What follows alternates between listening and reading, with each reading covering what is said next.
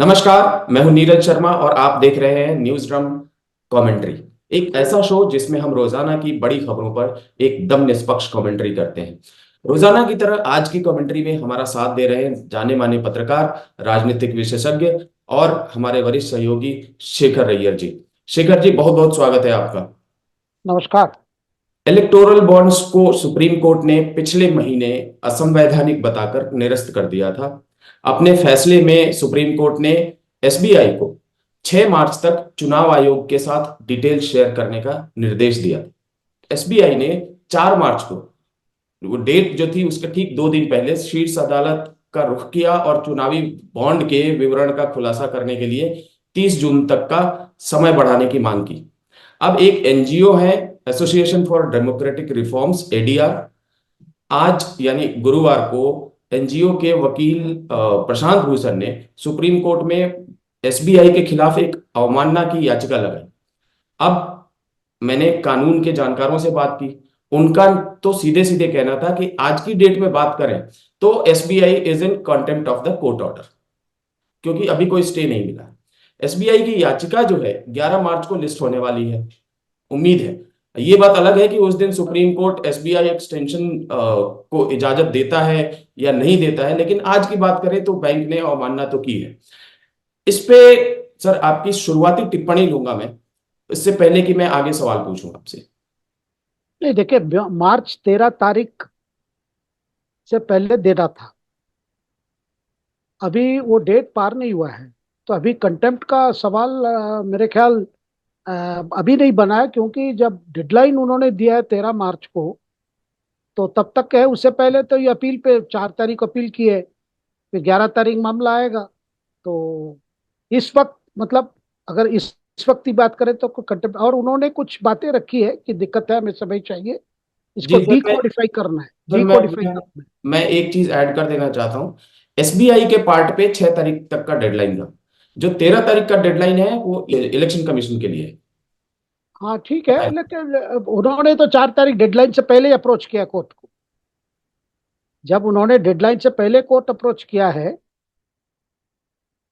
तो मुझे लगता है कि, देखिए, बात को अभी से एसबीआई तो उल्लंघन नहीं किया है, एसबीआई अपील किया है, भाई हमारी दिक्कत है, और जो एक टेक्निकल दिक्कत है, तो इसीलिए सुप्रीम कोर्ट बस यही कहेंगे, भाई आप ये करो। देखिए, इस पे थोड़ा राजनीति हो रहा है कि विपक्ष और ये सारे एडीआर, प्रशांत भूषण जैसे एक्टिविस्ट है, वो चाहते थे इससे पहले आ जाए तो हम कुछ शुरू कर देंगे भाई। बीजेपी को देखिए, मूल कारण बीजेपी को ज्यादा पैसा मिला, हमें कम मिला, कांग्रेस की है, क्योंकि कांग्रेस ने भी कल कमेंट किया है कि भाई एसबीआई क्यों नहीं दे रहा है। पर देगा तो आपका भी, ये नहीं है कि आपने कोई क्विड प्रोको नहीं हुआ और उन्हीं में उसी में क्विड प्रोको हुआ, जी जी या जी सब में हुआ है या किसी में नहीं हुआ है, या कुछ में हुआ है। जी तो मुझे लगता है, देखिए, एक कोई टेक्निक, देखिए, जब स्टेट बैंक कह रही है कि हमें टेक्निक, क्योंकि ये सारे चीजें कोडेड होते हैं। वैसे हमारी बैंकिंग सिस्टम की एक प्राइवेसी होती है, आपका अकाउंट में कितना पैसा है मैं ये करके नहीं देख सकता हूँ। तो एक प्राइवेसी जब है, तो ये सारे बातों को लेकर सुप्रीम कोर्ट क्या करते हैं। एसबीआई ने कहा है कि प्राइवेसी के चक्कर में इन्होंने सेंट्रलाइज्ड सारा इंफॉर्मेशन नहीं रखा हुआ है। कुछ इंफॉर्मेशन कहीं है और कुछ इंफॉर्मेशन किसी दूसरे रूप में है, और इसको पूरा प्रोसेस करने के लिए हमें 2-3 महीने का टाइम चाहिए। क्या सुप्रीम कोर्ट इस दलील को डाइजेस्ट कर सकेगा सर? ठीक है, सुप्रीम कोर्ट सारा क्या फैक्ट्स ऑन रिकॉर्ड ले आते हैं एसबीआई, उसको एग्जामिन करेंगे, उसके बाद ये लेंगे। मतलब तुरंत कोई कंक्लूजन पर सुप्रीम कोर्ट नहीं पहुंचेंगे कि भाई ये हमें जैसे हम और आप और बाकी जो जिस तरह इसको विश्लेषण कर रहे हैं, जी भाई जी बैंक देना नहीं चाहती, सरकार देना नहीं चाहती चुनाव से पहले, इसलिए ये हो रहा है, वो अलग बात है। लेकिन कोर्ट वो जो जो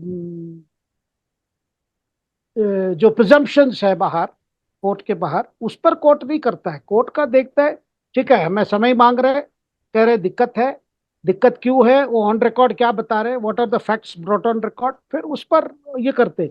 ये उस पर नहीं जाएंगे प्रिजम्पशन में कि ये देना ही नहीं चाह रहा है।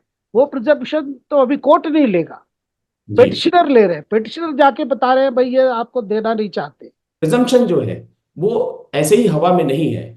प्रिजम्पशन इसलिए है क्योंकि टाइमिंग आप देखिए, जिस दिन अगर इन्होंने 30 जून की बात की है, तो 30 जून तक चुनाव खत्म हो जाएगा और उसके बाद आप डिटेल शेयर कर दो, नहीं शेयर कर दो, किसी को फर्क भी नहीं पड़ेगा और ना ही इतना शोर शराबा होगा। तो ये जो टाइमिंग है, टाइमिंग बहुत क्रूशियल है और इसी के लिए विपक्ष के सारे नेता यही आरोप लगा रहे हैं कि किसी तरीके से बीजेपी ये चुनाव को निकाल देना चाहती है और एसबीआई के पास प्रेशर है कि आप अभी डेटा शेयर मत करो। देखिए नीरज जी, ऐसा है, चुनाव पहले ही देना है। जब सुप्रीम कोर्ट ने कहा था, सुप्रीम कोर्ट ऑर्डर में ये नहीं कहा कि चुनाव पहले दो, उसने एक डेट सेट किया जो चुनाव से पहले है। ठीक है।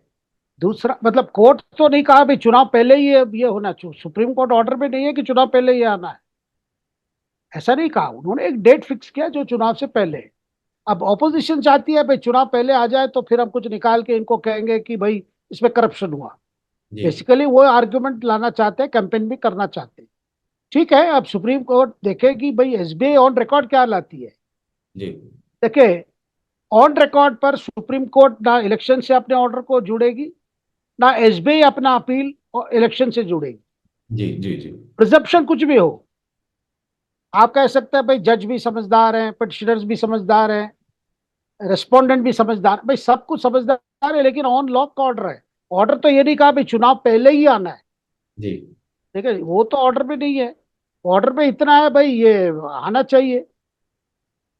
तो इसीलिए मुझे लगता है कि हमें कुछ कंक्लूड नहीं करना है, जी क्योंकि I will go by the letter and spirit of क्या प्रोसीडिंग्स है कोर्ट में। बिल्कुल। ठीक है। ये जो एक्टिविस्ट का जो जो एलिगेशन है कि भाई चुनाव पहले दिखाना चाहिए चाहते हैं, ये देना नहीं चाहते, बट एट देना द नहीं सेम चाहते टाइम और अ, नहीं वो फिर से नहीं वही वही कहानी चल रही है डेमोक्रेसी पे, मतलब विभिन्न संस्थानों पर सरकार का कब्जा हो गया है, डेमोक्रेसी की हत्या हो रही है।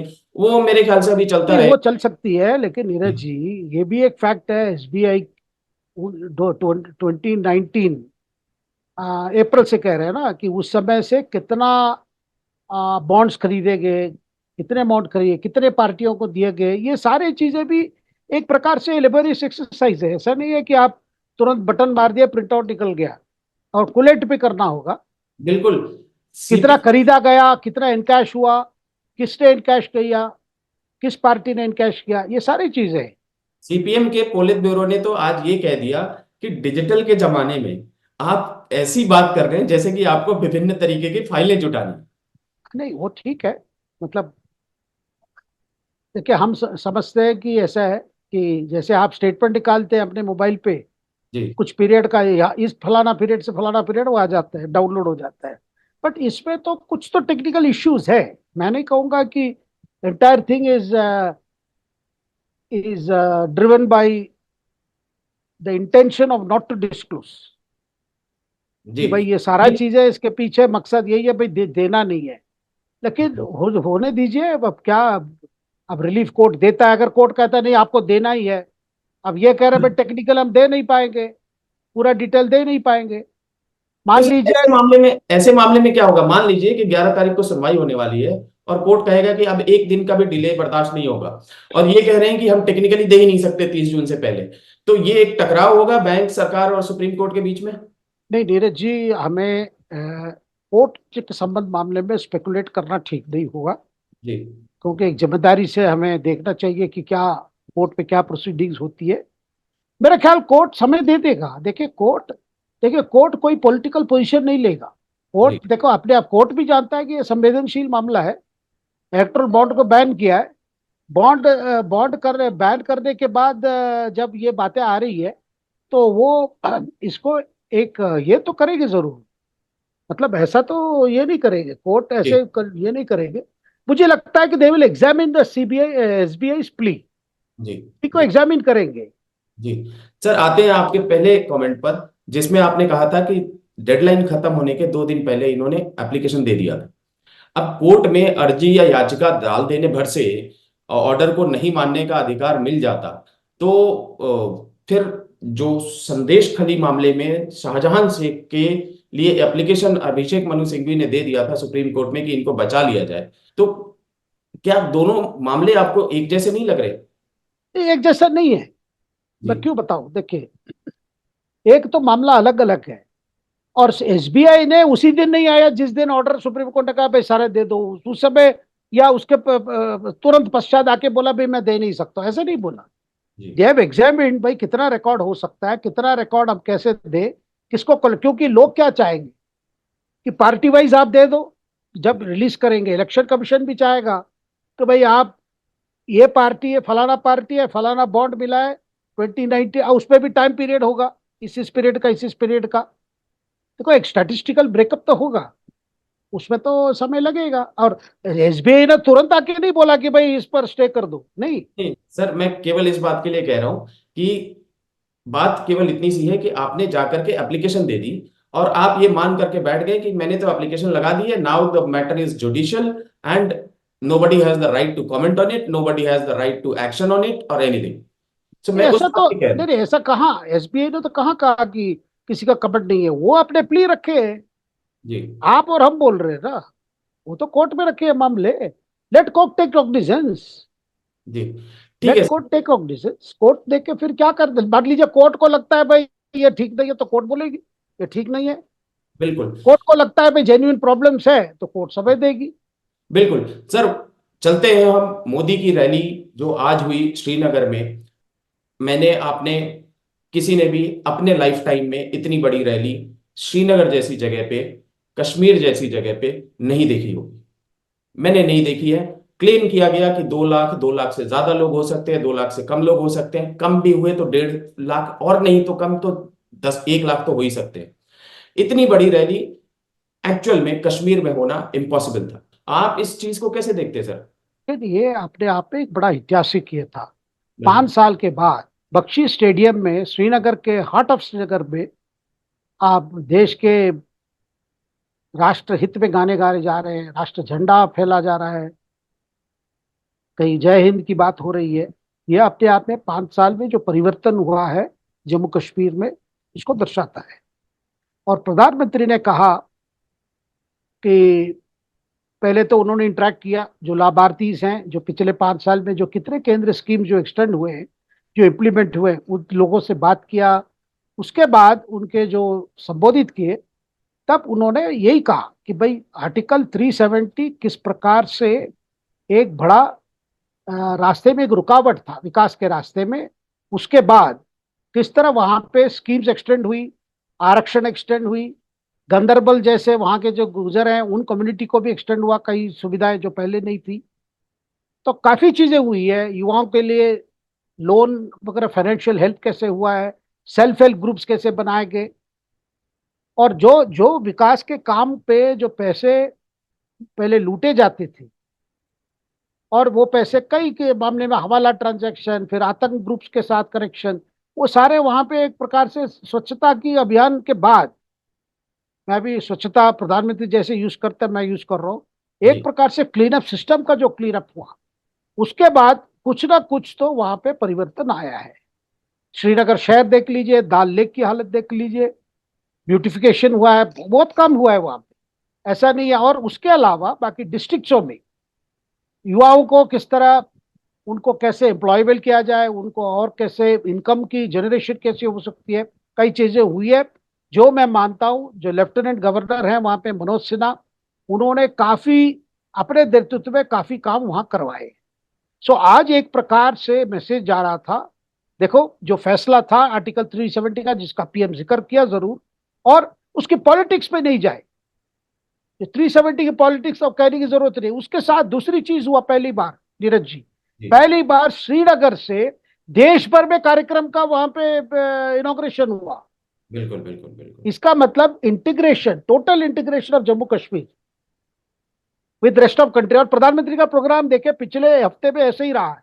जी। तमिलनाडु से बिहार के प्रोग्राम लॉन्च कर रहे हैं, बिहार से कर्नाटक का प्रोग्राम लॉन्च कर रहे हैं, जी। इकट्ठा कई प्रोग्राम्स लॉन्च हो रहे हैं, ऊर्जा का हो, इंफ्रास्ट्रक्चर का हो, एक जगह से कई जगह का प्रोग्राम लॉन्च हो रहा है, या शिलान्यास या लोकार्पण। एक जी। प्रकार से ये भी एक नया है। तो ये, अगर कल हुगली के जो मेट्रो, हुगली के रिवर बेड के नीचे जो हावड़ा और सिटी को, कलकत्ता सिटी को कनेक्ट करने वाली मेट्रो इनॉग्रेट हुआ, उसी समय दिल्ली मेरठ का जो रैपिड लाइन है उसका और एक स्टेशन एक्सटेंशन हुआ। जी जी तो ये मैसेज जो जा रहा है ये है कि ये देश एक है। और विकसित भारत की जो बात आपने शुरू में की, उस विकसित भारत का अर्थ यही है। और श्रीनगर में भी, जम्मू कश्मीर में भी कई प्रोग्राम्स हुए हैं। और पहली बार हम श्रीनगर के युवा बता रहे, कोई मधु कलेक्ट कर रहा था, उसकी कॉटेज इंडस्ट्री क्या हुआ, कुछ और कोई कैसे इलेक्ट्रॉनिक इंडस्ट्री में कैसे वहां पे हो रहा है, आईटी सेक्टर में क्या हो रहा है। ऐसे कई चीजें जो हुए आज, जिसका ये किया है, बिल्कुल हमें मानना पड़ेगा कि बार बार श्रीनगर से हेडलाइंस यही थी कि 370 को लेकर ही राजनीति हो रही थी। और प्रधानमंत्री ने कटाक्ष किया इन पर, जो परिवारवाद वहां पे जो चल रहा था, दो बिल्कुल बड़े पार्टी में परिवारवाद था। और बाकी जो ग्रुप्स, किसी का नाम नहीं लिया उन्होंने, बट बिल्कुल। हम जानते हैं एक ग्रुप पूरी हुरियत के नाम पे एक दुकान चल रहा था, जी कई हवाले से पेमेंट हो रहा है, ये हो रहा है, वो सारी सब बंद। अब बंद होके एक्चुअल विकास हो रहा है। जी बिजली की संकट थी जम्मू कश्मीर में, वो दूर हुआ है। तो आज का प्रधानमंत्री का वहां जाना एक प्रकार से मैसेज था, एक कमिटमेंट था। और आज वही कमिटमेंट बोले कि और भी कई चीजें होनी है जम्मू कश्मीर में, जी उसकी मैं गारंटी दे रहा हूं। बिल्कुल बिल्कुल। सर, राजनीति भी खूब हुई पीएम के कार्यक्रम से पहले से ही। वहां की पार्टियां, विपक्षी पार्टियां, सब कुछ ना कुछ किसी तरीके से और बोलते जा रही थी कि यहाँ पे सरकारी कर्मचारियों को सुबह 5 बजे उठाया जा रहा है, उनको जबरदस्ती लेके जाया जा रहा है रैली के। अब मान लिया कि सरकारी कर्मचारियों को रैली में लेके जाया भी जा रहा है सुबह 5 बजे, सब जीरो टेम्परेचर में, लेकिन दिक्कत यह है कि वो कितने होंगे, 2 लाख तो नहीं थे।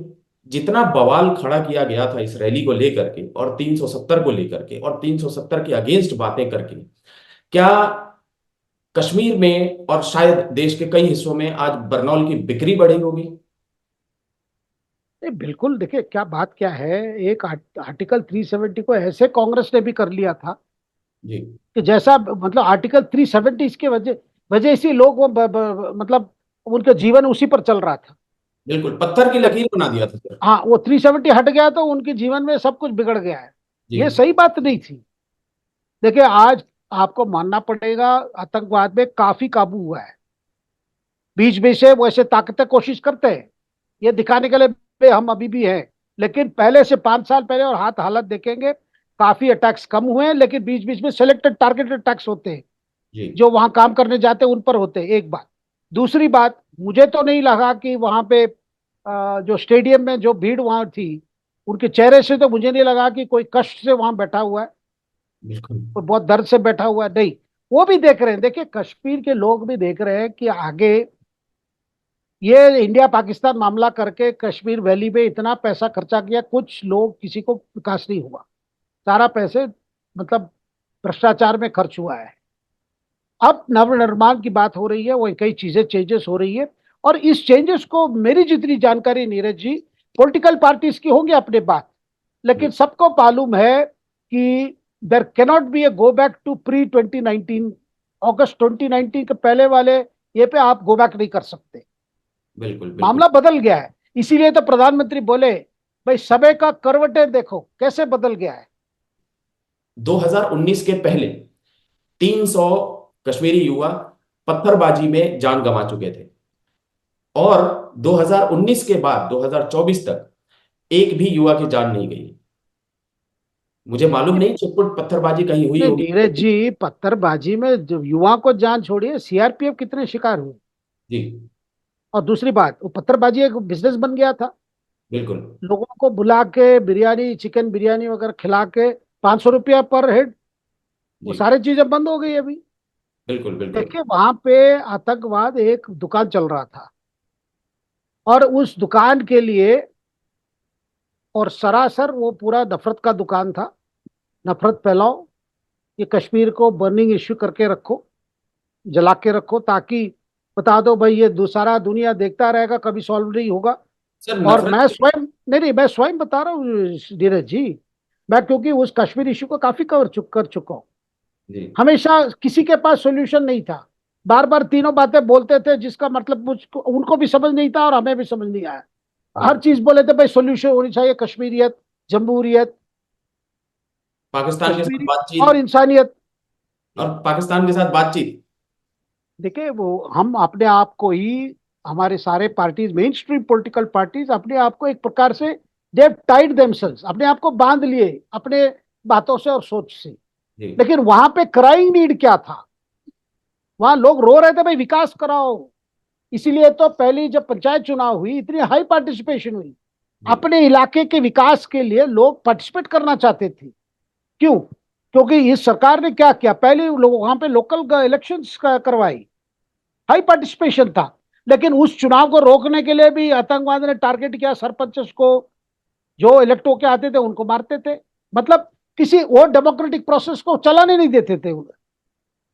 लेकिन एक बोल्ड डिसीजन था नीरज जी, जो प्रधानमंत्री के तरफ से आर्टिकल 370 को हटाना है, वो हटाए गए। और मुझे लगता है कश्मीर की लोग चाहते हैं विकास, कश्मीर लोग चाहते हैं शांति। उनका कोई वो सपना नहीं है भाई कभी पाकिस्तान के साथ हम जोड़ेंगे। उस समय भी नहीं चाहते थे, 47 में भी। देखिए बिल्कुल। ये पॉलिटिकल पॉलिटिकल कारण से ये काफी चला। पहले कहा जाता भाई नेहरू और शेख अब्दुल्ला का मामला है, फिर इंदिरा गांधी और शेख अब्दुल्ला का मामला था, फिर राजीव और शेख अब्दुल्ला का था, फिर जाके फारूक अब्दुल्ला और राजीव गांधी हुआ। जी जी जी तो ऐसे कोई क्या एक ये समस्या, क्या दो व्यक्ति के बीच में ये मामला, और सॉल्यूशन कभी कुछ हुआ ही नहीं। और वहां विकास का बहुत जरूरी था, और भ्रष्टाचार जबरदस्त था वहां पे। और मैं बता रहा हूं कश्मीर के लिए जो पैसे जाते थे उत्तर प्रदेश से ज्यादा, देखिए उत्तर प्रदेश माना जाता है विकास के में बहुत वहां फंड्स की रिक्वायरमेंट, उससे ज्यादा जाता था जम्मू कश्मीर में। लेकिन बिल्कुल। क्या देख रहे थे आप? क्या कुछ नहीं देख रहे थे। मुझे जी, लगता है सरकारी पैसे ही कुछ पॉलिटिशियंस के द्वारा ही वामपंथियों के मतलब आतंकवाद को जाते थे। चलते चलते सर आपका एक कमेंट लेना चाहूंगा।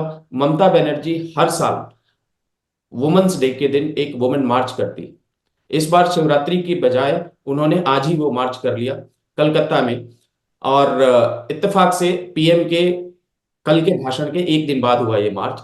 और सुनने में आ रहा है कि उसमें संदेश खली की महिलाओं ने, कुछ महिलाओं ने भी हिस्सा लिया है। और उन्होंने एक दावा किया जिसको सुनकर के शायद आप भी हंसेंगे, कि Bengal is safest for women. इस पे आपका क्या कमेंट रहेगा सर? कल शिवरात्रि के कारण से आगे नहीं, क्योंकि कल का जो पीएम का मीटिंग था इतना जबरदस्त इम्पैक्ट हुआ है जी उस मीटिंग में, जिस तरह संदेश खाली को लेकर उन्हें बातें रखी है। सो आज ममता पर प्रेशर आ रही है कि अब उसकी प्लैंक, जो इलेक्शन प्लैंक माँ माटी मानुष, वो अपने पैर से खिसल रही है।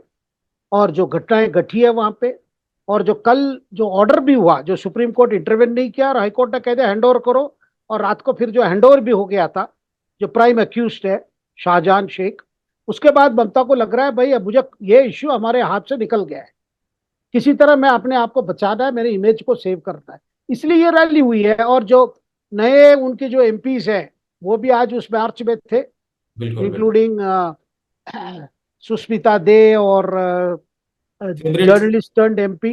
जी जी। फेवरेट सागरिका घोष। जी।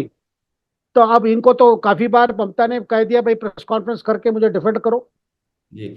इसका मतलब सर एक चीज और मुझे समझ में आ रहा है कि ये जो तीन चार नए एमपी बने हैं, ये शायद सबसे ज्यादा क्लीन इमेज के हैं, और ममता अब इन पे ज्यादा भरोसा करने लगी है, सिवाय उनके जो कि उनके साथ 15 साल पहले से है। नहीं कुछ भी हो, देखो आप अभी पार्टी आपको डिफेंड करने कह रही है। जी आप संदेश कली पर बात नहीं कर पा रहे हैं, हाथरस की बात कर रहे हैं। जी भाई मणिपुर में क्या हुआ, भाई ये सारी चीजें कंपैरेबल नहीं है।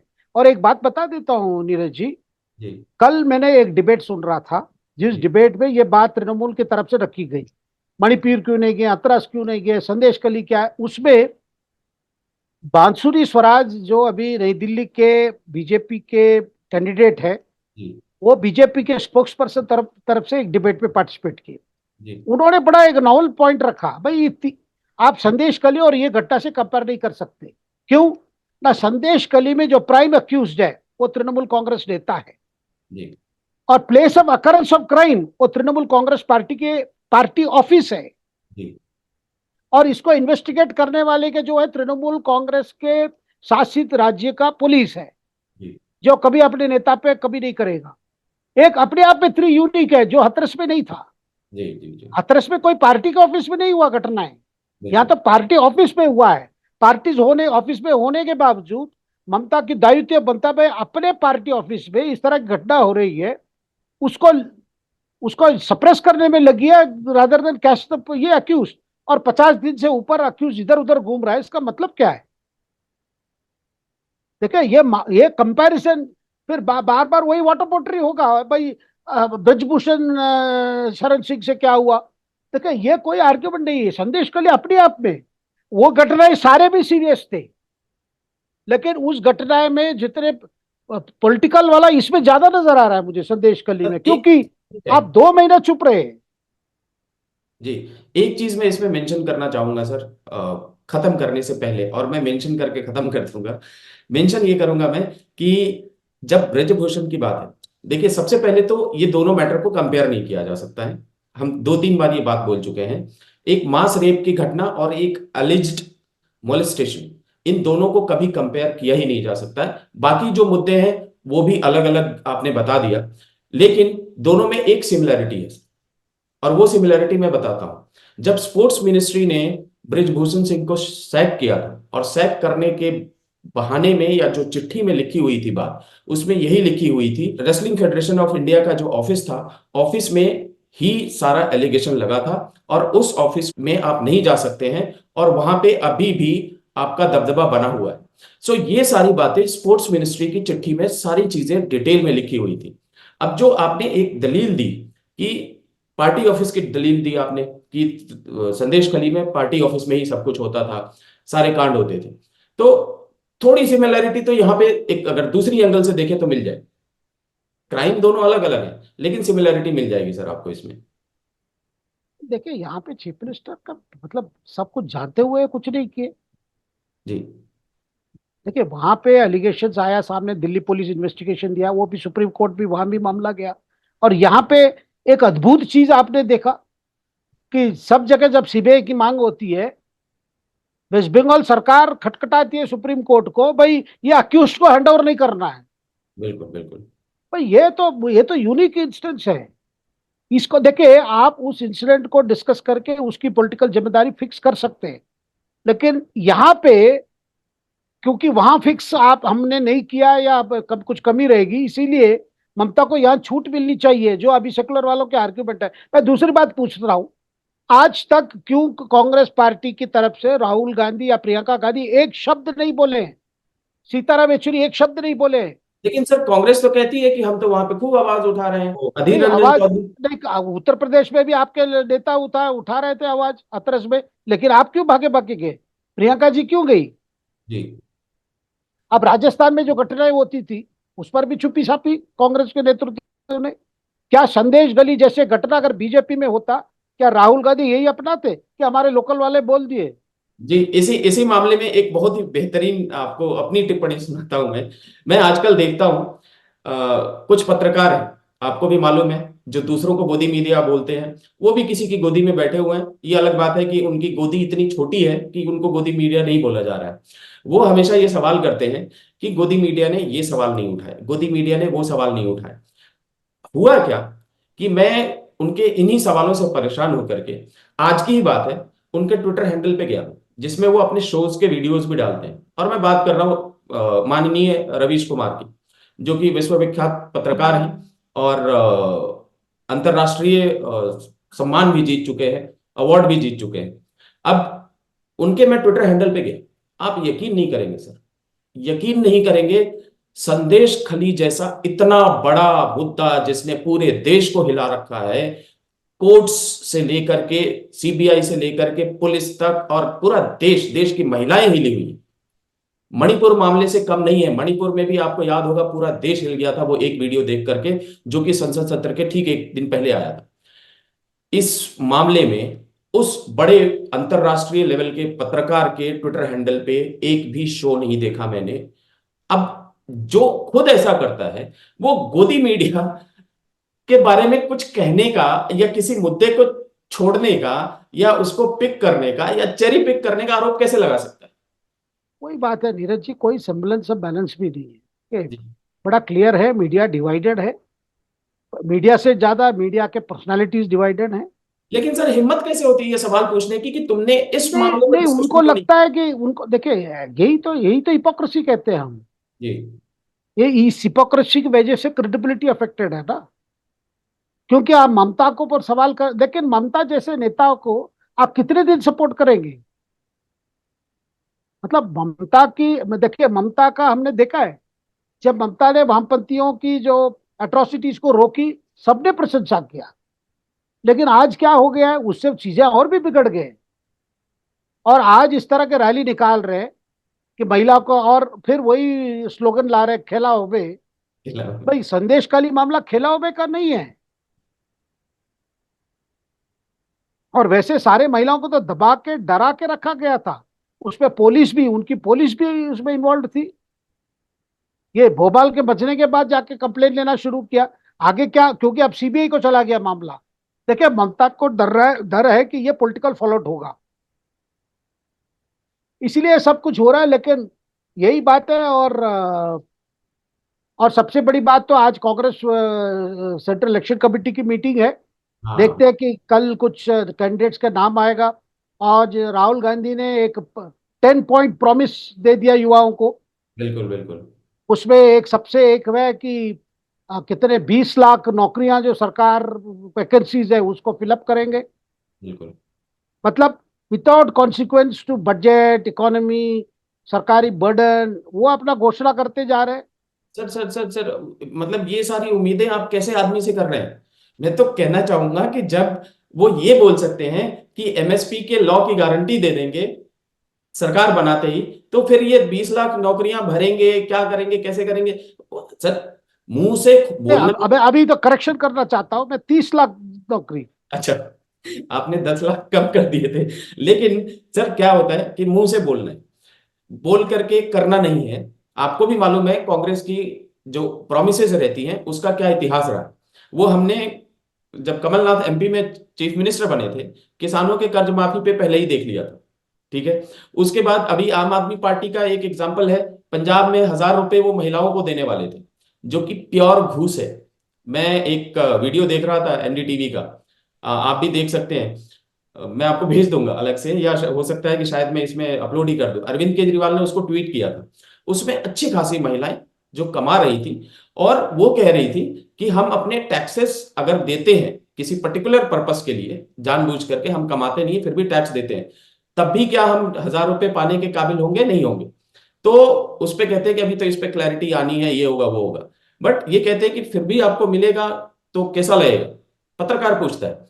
तो वो कह रही हैं महिलाएं, अच्छी खासी पढ़ी लिखी महिलाएं, कि सर किसको अच्छा नहीं लगेगा, अभी देखिए हमें बस में पैसे नहीं लगते, और जो कुछ भी होगा 1,000 रुपए हमारे पास एडिशनल आ जाएगा हमारे खुद पे खर्च करने के लिए। तो अब आप मुझे एक बात बताइए, ये ना जरूरतमंद को देखेंगे ना कुछ भी करेंगे, 1,000 रुपए जिसके पास ऑलरेडी कुछ पैसे हैं या अच्छे खासे पैसे हैं, उनको एक एडिशनल जेब खर्ची के लिए 1,000 रुपए देना, इसको अगर सुप्रीम कोर्ट या कोई भी कोर्ट या कोई भी आदमी घूस नहीं बोलता है, तो इसका मतलब कि वो संस्था बिका हुआ है, सब कुछ बिका हुआ है। फिर ये प्योर प्ले घूस है सर। नीरज जी ऐसा है, इसमें इसमें ऐसा है, मोदी की जो गारंटी है ना, जी मोदी की गारंटी का मतलब, वो जो गारंटी बीजेपी कह रहा है, वो जो चीजें होंगे वो होगा। यहाँ जो राहुल की गारंटी पे और कोई राहुल का गारंटी नहीं है। जी। यही फर्क है। दूसरा, मैं अभी आपको एक चीज बीच में रह गया, आवेश में आ गया था मैं थोड़ा सा। वो ये है कि पंजाब में 2 साल पहले सरकार बनी थी, वायदा किया गया था कि 1,000 रुपए पर मंथ महिलाओं को मिलेगा। उनको आज तक वो स्कीम की शुरुआत ही नहीं हुई। कल पंजाब के बजट में एक बात का जिक्र किया गया कि हम अपना वादा भूले नहीं है, हम करेंगे। कब करोगे भैया? तभी करोगे इलेक्शन के 2-3 महीने पहले, राइट? अभी जैसे दिल्ली में एक नया वादा कर दिया गया कि दिल्ली की औरतों को भी 1,000 रुपए मिलेंगे। हमने एक हेडलाइन चलाई थी कि ये भी वादा चुनावी वादा निकला, क्योंकि चुनाव के पहले वादा किया गया बजट में, और उसके लिए स्कीम छोड़िए कब से मिलनी चालू होगी, स्कीम ही आएगी सितंबर अक्टूबर में। उसके बाद कब मिलनी चालू होगी, रजिस्ट्रेशन होगा, क्या होगा, नहीं होगा, वो तो अभी सीधे उसको टाल दिया गया ताकि कोई ठगा हुआ महसूस ना करे अपने आप को। तो ये तो हालात है। तो और वो मैंने केवल आपको राहुल गांधी के वादे की बात कही कि हम 20 लाख 30 लाख नौकरियां देंगे। बहुत बढ़िया लगा सर आज बातचीत करके। बहुत बहुत शुक्रिया हमारे दर्शकों का भी हमारे साथ जुड़ने के लिए, और आपका भी शुक्रिया सर। नमस्कार।